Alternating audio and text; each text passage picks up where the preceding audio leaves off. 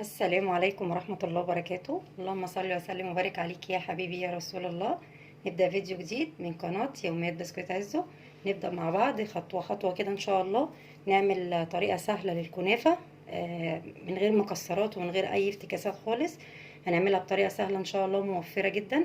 هبدأ اول حاجة هعلق عليها ان شاء الله الشربات بتاعها، لان انا عايزاه يكون معايا بارد ما يكونش سخن. شربات الكنافة بيبقى تقيل شوية عن الحلويات التانية. هحط كوبايتين من السكر، سمي الله كده، كوبايتين سكر على كوباية مية. كوباية مية واحدة بس على كوبايتين سكر. طبعا احنا كلنا طبعا في رمضان بنحب الحلويات، بس بنخاف نعملها عشان السكر غالي والحاجة بقت غالية. فاحنا على قد ما نقدر هنحاول نعملها في البيت، بس تكون اقتصادية شوية، ونحاول نوفر فيها وفي السمنة وفي المكسرات بتاعتها. مش هنحط لها اي مكسرات خالص ولا اي حاجة. انا هعملها بطريقة سهلة جدا جدا ان شاء الله. نشوفها مع بعض. اول خطوة بس عملتها ان انا علقت على الشربات بتاعها. تاني خطوة هنشوفها مع بعض دلوقتي. كده عدى حوالي 3 دقايق على الشربات، وما بيقعدش اكتر من 5-6 دقايق على البوتاجاز.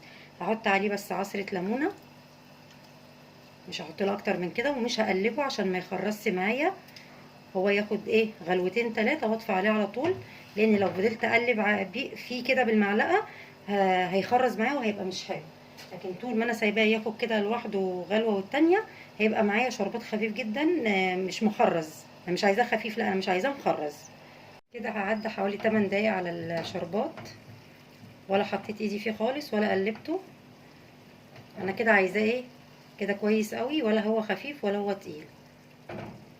انا عايزاه يبقى تقيل شويه، عشان انا في توصيل المعلومات بيبقى ما شاء الله عليا يعني. انا عايزاه تقيل بس مش مخرز، يعني لو فضلنا نقلب فيه السكر اللي احنا حاطينه هيخرز معانا، مش هيبقى حلو. انا يا دوبك كل اللي انا سبته خد غلوه، والتانية حطيت عصره ليمونه وسبت برده حوالي كام دقيقه، وانا عايزاه كده كويس قوي. كده هرفعه من على النار يهدى معايا لحد ما اشوف الخطوه التانية. انا هنا هعمل القشطه اللي هي بتاعه الحلويات، هعملها في البيت هنا.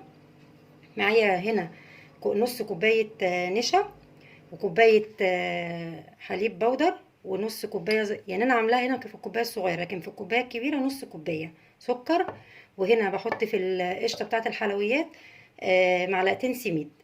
السميد في القشطه دي بيدي سمك وطراوه كده حلوه قوي قوي قوي في القشطه بتاعه الحلويات. ومعايا رشه فانيليا. هحط هنا كله على البارد كده، بسم الله. طبعا النشا بتبهدل الدنيا.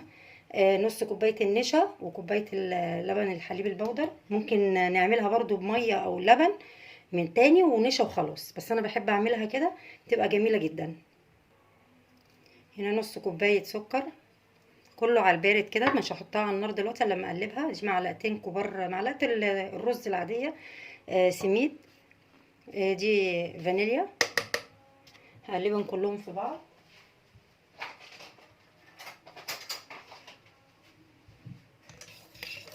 كده يتقلبوا كلهم كده، ما حطيتهاش لسه على النار. هنزل عليها كوبايه ميه، هنزل عليها حوالي كوبايتين ميه كده. اقلبها، وبعد ما اقلبها وتدوب معايا خالص ارفعها على النار بقى.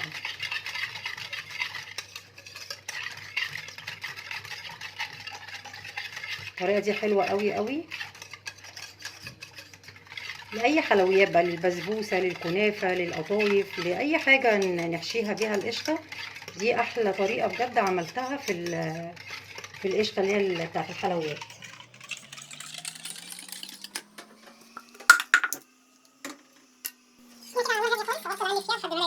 مهلبيه كده معايا، او اتقل من المهلبيه بس شويه، عشان انا حاطه فيها السميد واللبن البودر والنشا وكده، هتبقى تقيله شويه.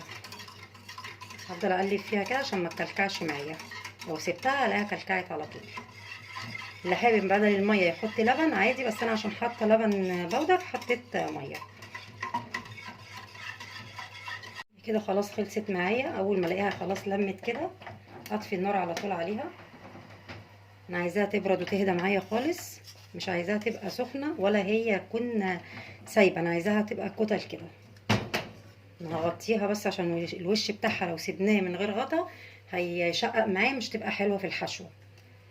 نغطيها، ممكن طبق او كيس استريتش لاب، اي حاجه نغطي وشها بس بيها لحد ايه ما تهدى وتبرد معايا. يبقى انا كده خلصت القشطه وخلصت الشربات. هحضر بقى اللي بعده وارجع تاني معاكم. انا هنا معايا نص كيلو كنافه، جبتها وشلتها في الفريزر. ممكن من بالليل للصبح او نبيتها في الفريزر عادي، او من الصبح في النهار اي وقت. انا هنا كنت جايباها الصبح بدري وشلتها في الفريزر. جبدت معايا. ممكن نحطها في الكبة، وممكن نقطعها بايدينا، وممكن بالسكينة.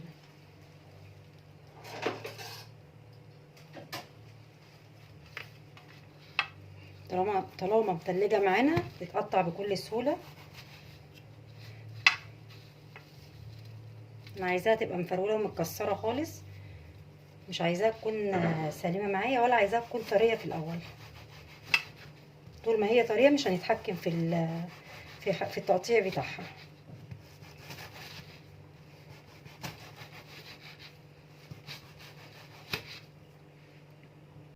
هنا خلاص قطعتها على قد ما اقدر. كل ده كانت متلجة، عمالة اقطع فيها وافرفت فيها كده. هرش عليها دي كوباية سكر مطحون، هرش عليها. السكر بيبقى حلو قوي قوي في الكنافة. السكر المطحون بيخليها كده ما تفكش من بعض وتقفش في الفرن كده، بتبقى حلوة قوي. هرش عليها رشة سمنة. هي الكنافة بتاخد سمنة كتير شوية. ونقلب كل ده في قلب بعضه. نقلبها في صينية اكبر من دي. انا كده خلاص قلبتها بالسمنة. طالما ماسكة معايا قوي كده زي العجينة، اعرف ان هي شربت السمنة كلها. وقلبتها برضو بالسكر البودرة معايا. السكر بيبقى حلو قوي قوي في الكنافة. في هنا بقى كذا طريقة ممكن نعملها بيها. ممكن نعملها في صينية ونفرد فيها القشطة، لكن انا هعملها معايا في المج. ممكن نعملها بمج واسع، ممكن نعملها ببولة صغيرة زي كده. مش عارفة واضحة معايا ولا لا في الكاميرا. ممكن دي وممكن دي، وممكن نصغر برضو الكمية. انا هجيب هنا حبة معايا، هعمل لها بس كده ارضية في المج من تحت، عشان احط فيها معلقة قشطة. القشطة خلاص مسكت معايا، طالما بردت اعرف اشتغل بيها على طول. طول ما هي سخنة مش هعرف احطها خالص في الكنافة، تبقى باظة كده من بره، مش تبقى حلوة. انا عايزة المج يبقى كده، وارفع الجناب بتاعته كده عشان اعرف احط القشطة.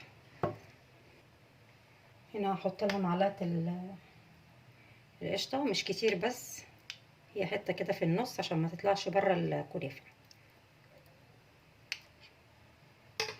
وانزل عليها برضو بحتة من عليها من فوق.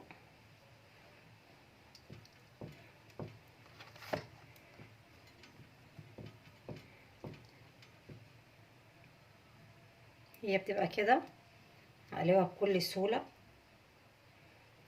كده. احطها في الصينية كنا حاطة فيها سمنة.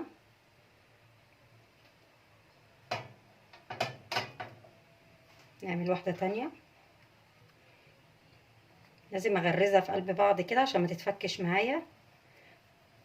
وطالما مشرباها سمنة كويس قوي مش هخاف منها ان هي تفك مني.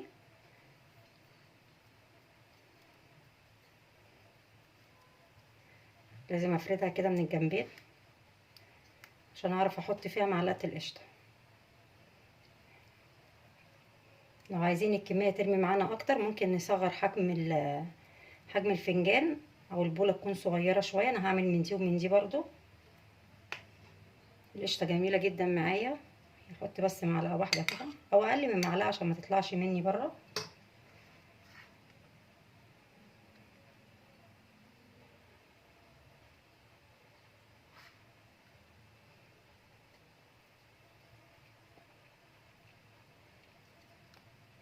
كده كويسة قوي.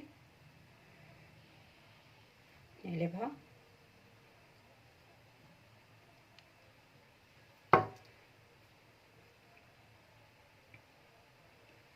كده، احطها في الصينية. دي بتاعت البولة، هتبقى كبيرة شوية عن الفنجان.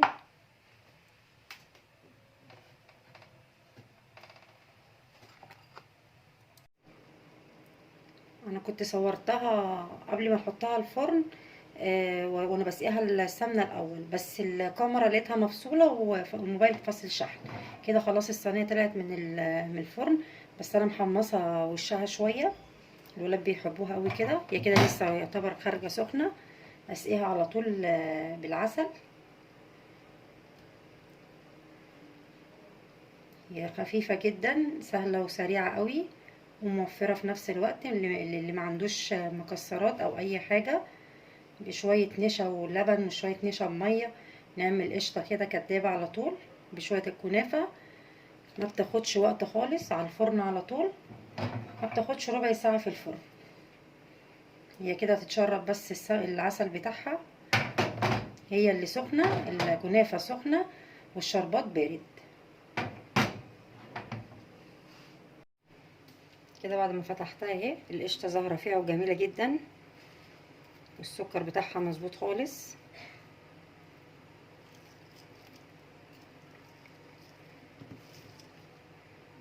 بصي تحتها اللون جميل قوي.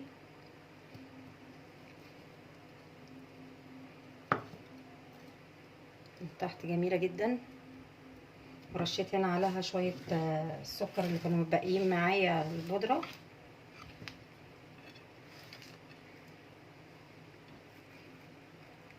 من تحت اللون بتاعها حلو قوي.